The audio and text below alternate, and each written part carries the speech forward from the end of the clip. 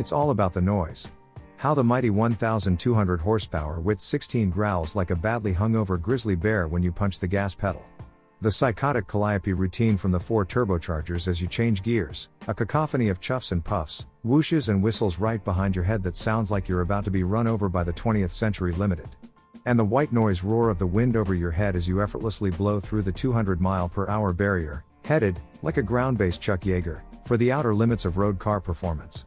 The Grand Sport Vitesse is the ultimate Bugatti Veyron experience, in shattering 7.1 surround sound. In simple terms, the Vitesse is a Veyron Grand Sport convertible that's been given the Super Sport treatment. In addition to 1,200 horsepower at 6,400 revolutions per minute, its 8.0-liter W16 delivers a Herculean 1,106 pounds-to-foot of torque from 3,000 to 5,000 revolutions per minute, courtesy of the same bigger turbos and intercoolers as the Super Sport, and, because you need more fuel as well as more air to make more power, the same quad fuel pump setup. And boy, does this thing have an appetite. Bugatti engineer Jens Schulenberg claims that at full throttle the Super Sport/Vitesse engine will consume more air in 1 hour than a human does in a month, though that statistic is purely academic, because at full throttle the Vitesse's W16 will gulp through an entire tank of gas, 26.4 gallons, in just 8 minutes. But there are subtle differences between the Super Sport and the Vitesse. Removing the roof changes the way the air flows around the car, and in a car with the Veyron's V-Max, that demands you pay attention to aerodynamic details. The rear spoiler, for example, knows whether the detachable hardtop is on or off the car, and so changes its angle of attack to ensure it delivers the same level of downforce at high speeds. With the roof off, the Vitesse is limited to a mere 233 miles per hour. Roof on, it will hit 255 miles per hour. The rear differential oil cooler has been moved from the right-hand side of the car to under the rear diffuser, and the spring rates have been softened slightly to compensate for the reduction in body rigidity. As you'd expect, the Grand Sport Vitesse is staggeringly fast. In addition to its stratospheric top speed, Bugatti claims a 0 to 60 miles per hour time of less than 2.6 seconds, and a quarter-mile time of 10.0 seconds. It says the Vitesse will reach 124 miles per hour from a standstill in just 7.1 seconds, and 186 miles per hour in 16.0 seconds. What does that feel like?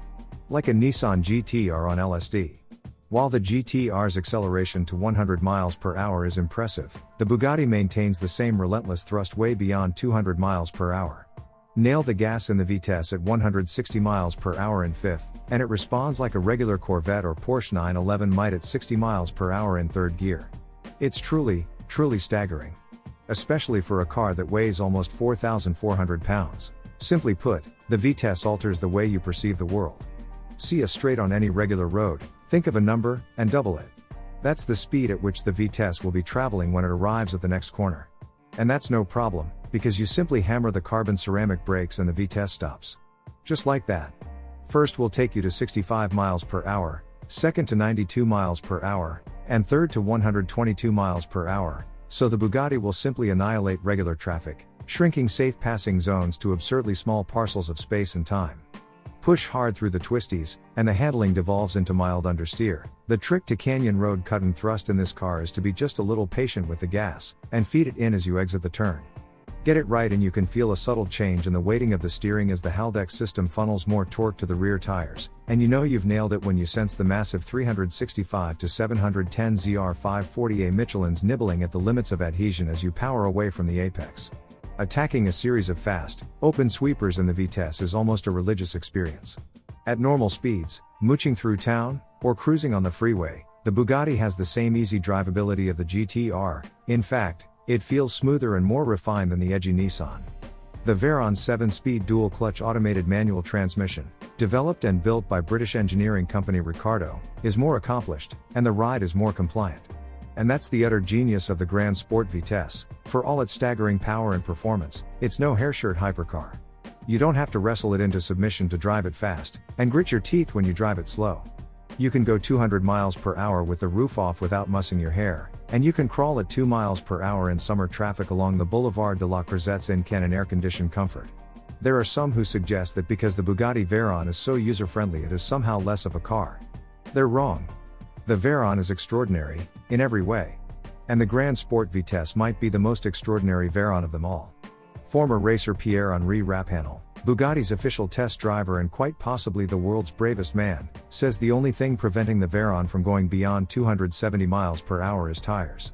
Raphanel, who set a production car record top speed of 268 miles per hour in a Veyron Supersport at VW's Aerolesian test track in July 2010, says Michelin runs the Veyron's massive meets on its tire test dyno at 270 miles per hour, the fastest it can spin, for 20 seconds, then at 250 miles per hour for 20 seconds. It repeats that cycle 2 more times. Then the tires explode. VW engineers made Raphanel run both directions along the 5.6 mile straight on the eastern side of the Aerolesian track to get the record, because they knew the Super Sports tires could not handle the G loading on the gently curved western section at VMAX. Michelin will only allow 2 sets of tires, they cost about $42,000 a set, be fitted to the Veyron before the rims, $69,000 a set, also have to be replaced to ensure the integrity of the bead seal at high speed. Tires are why the Grand Sport Vitesse's 255 miles per hour top speed is artificially imposed, confirms engineer Jens Schulenberg. Engine power is not the problem, we could go faster, he says. Gulp.